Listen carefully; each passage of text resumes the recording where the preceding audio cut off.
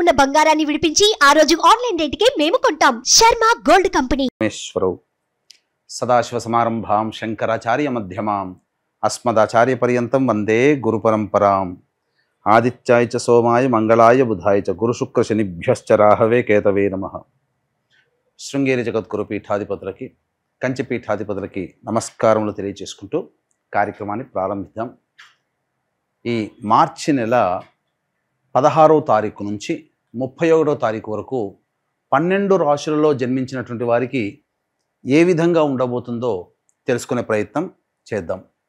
ముఖ్యంగా ఈ యొక్క గురువు వృషభ రాశిలో సంచారము, కుజుడు మిథున రాశిలో స్తంభించి సంచారము, అలాగే కేతువు కన్యా రాశిలో, మరియు శని భగవానుల వారు కుంభరాశిలో సంచారము.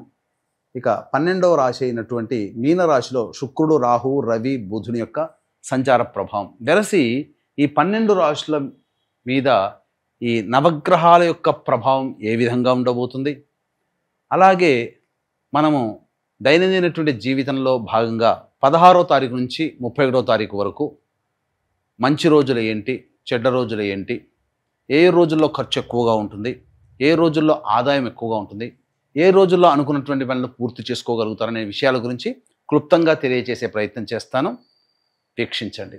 మార్చి 16వ తారీఖు నుంచి 31వ తారీఖు వరకు ద్వాదశ రాశిలో భాగంగా చివరిదైనటువంటి మీనరాశిలో జన్మించినటువంటి వారికి ఏ విధంగా ఉండబోతుందో తెలుసుకునే ప్రయత్నం చేద్దాం. ఇక ప్రధానంగా చెప్పుకోదగినటువంటి అంశం ఏంటంటే మీనరాశిలోనే అనేక మార్పులు అంతరిక్షంలో జరగబోతున్నాయి. మొదటిది షష్టగ్రహ కూటమి, 2 సూర్యగ్రహణ ప్రభావం, 3 శని మార్పు. వెరసి చూసుకున్నట్లయితే చాలా ఎఫెక్టివ్ సైన్, జొడైక్ సైన్ ఏదయ్యానంటే ఈ మీనరాశి. కాబట్టి జాగ్రత్తలు పాటించండి. ముఖ్యంగా ఎలాంటి జాగ్రత్తలు పాటించాలి? జీవిత భాగస్వామితో ప్రేమగా ఉండే ప్రయత్నం చేయండి. వ్యాపార భాగస్వామితో మీరు ఎక్కువగా వాగ్వివాదాలు చేయకండి. స్ట్రిక్ట్గా ఉండకండి వ్యాపార భాగస్వామితో. వ్యాపార భాగస్వామితో పాటుగా ఇతరులతో ఎవరితో మీరు కలిసి పని చేస్తుంటారో ఒక 2-3 నెలలు సంయమనం, ఈ చెప్పినటువంటి విషయాలన్నీ కూడా సంయమనం పాటిస్తూ సంతోషంగా గడిపే ప్రయత్నం చేయండి. తప్పకుండా ఈ గ్రహణ ప్రభావం ప్రాక్టికల్గా చాలా మటుకు తగ్గించుకోవచ్చు. ఇక ప్రధానంగా చూసుకున్నట్లయితే గురువు అనుకూలంగా ఉన్నాడు. మీనరాశి వారికి కుజ స్తంభన చతుర్థ స్థానంలో ఉండడం, అర్ధాష్టమ కుజ ప్రభావము, అలాగే షష్టగ్రహ కూటమి, సూర్యగ్రహణము, శని మార్పు వెరసి జీవితంలో కొంత ప్రశాంతత లేని జీవితాన్ని పొందే అవకాశం ఈ మీనరాశి వారికి గోచరమవుతుంది. కాబట్టి జాగ్రత్తలు పాటించండి. ఇక వివాహం కావాల్సినటువంటి అబ్బాయిలకి, అమ్మాయిలకి బాగా కష్టపడితే తప్ప వివాహ సంబంధాలు నిశ్చయం కావు.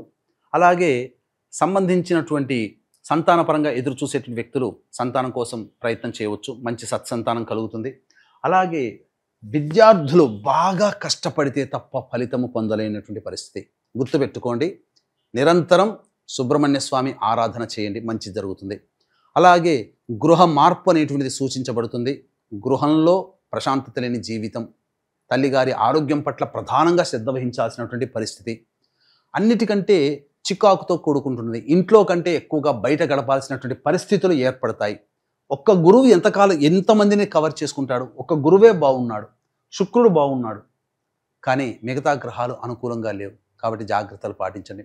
ఈ మీనరాశిలో జన్మించినటువంటి స్త్రీలకి శుభ అశుభ మిశ్రమ ఫలితాలు ఉంటాయి. ఎక్కువగా బాధ్యతలు నెత్తి మీద పెట్టుకోకండి.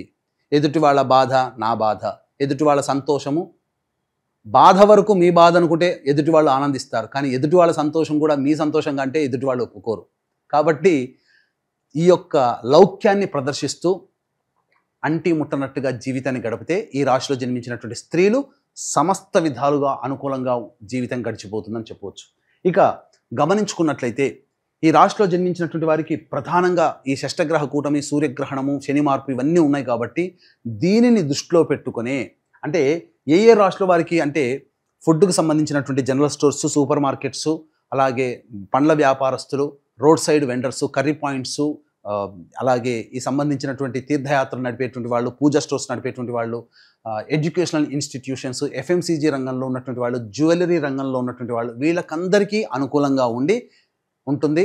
అలాగే వస్త్ర వ్యాపారస్తులు, బొటిక్, బ్యూటీ పార్లరు, అలాగే బ్యాంగిల్ స్టోర్స్ నడుపుకునేటువంటి వాళ్ళు, స్త్రీల అంటే సౌందర్య ఉత్పత్తులకు సంబంధించి రెడీమేడ్ క్లాత్ స్టోర్స్ నడుపుకునేటువంటి వాళ్ళకందరికీ బాగుంటుంది. మిగతా ఏ రంగంలో ఉన్నటువంటి వాళ్ళకి, ఆ రంగంలో పనిచేస్తున్నటువంటి మీనరాశిలో జన్మించినటువంటి వాళ్ళకి మాత్రం అనుకూలంగా ఉండదు. కాబట్టి జాగ్రత్తలు పాటిస్తూ నియమాలు పాటించండి. ఏది ఏమైనా మీనరాశిలో ఏర్పడుతున్నటువంటి ప్రభావం చేత 3 నెలల వరకు ఈ మేష, మిథున, కర్కాటక, సింహ, కన్య, వృశ్చిక, ధనుసు, కుంభ, మీనరాశిలో జన్మించినటువంటి వారు సమస్యలు ఎదుర్కోక తప్పదు, మీనరాశి వారితో సహా.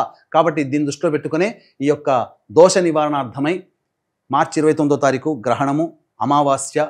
ఈ సందర్భంగా సాయంకాలం 6 గంటల తర్వాత పీఠమాధ్వర్యంలో ఈ సర్వదోష నివారణ పూజల హోమాల్లో భాగంగా బగళాముఖి, ప్రత్యంగిర, రాజశ్యామల, వారాహి, ధూమవతి, కాలభైరవ హోమాలతో పాటు విద్య, వివాహ, ఉద్యోగ, దాంపత్య, అనారోగ్య సమస్యల నివారణకి సంబంధించినటువంటి పూజా హోమాది కార్యక్రమాలు విశేషంగా నియమనిష్టలతో జరిపించడం జరుగుతుంది. అవకాశం ఉన్న వాళ్ళు కార్యక్రమ తదనంతరం కాంటాక్ట్ చేసి మీ గోత్రనామాలు నమోదు చేసుకోవచ్చు.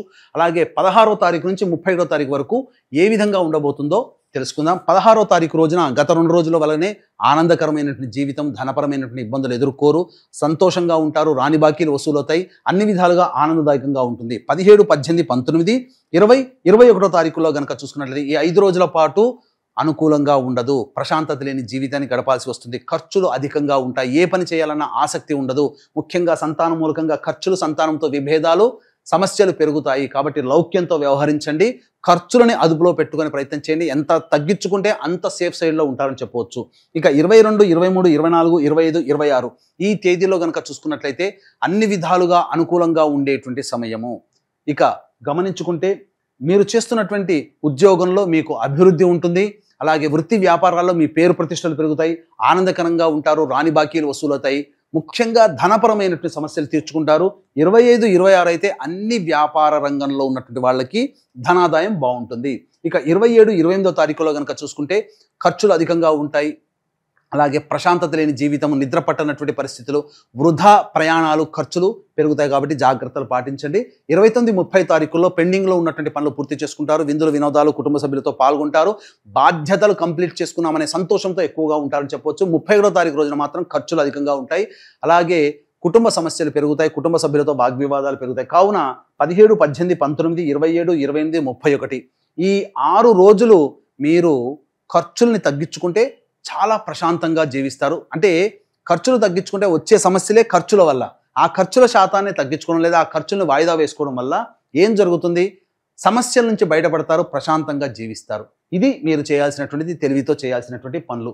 ఇక ముఖ్యంగా నిరంతర దేవతా ఆరాధన, ఇష్టదేవత ఆరాధన, ఇష్టదేవత ఆలయ సందర్శనం మీనరాశిలో జన్మించిన వారితో పాటుగా, అలాగే సూర్యగ్రహణ ప్రభావము మరియు షష్టగ్రహ కూటమి ప్రభావము, శని మార్పు 29వ తారీఖు రోజునే ఏర్పడుతుంది. దీని ప్రభావం 3 నెలల వరకు ఉంటుంది. కాబట్టి మేష, మిథున, కర్కాటక, సింహ, కన్య, వృశ్చిక, ధనుసు, కుంభ, మీన రాశిలో జన్మించినటువంటి వారికి ఈ దోషాలు ఉన్నాయి. కాబట్టి ఈ దోష నివారణార్థమై 29వ తారీఖు రోజున సాయంకాలం పూట జరిగేటువంటి సర్వదోష నివారణ పూజల హోమాల్లో పాల్గొనే ప్రయత్నం చేయండి.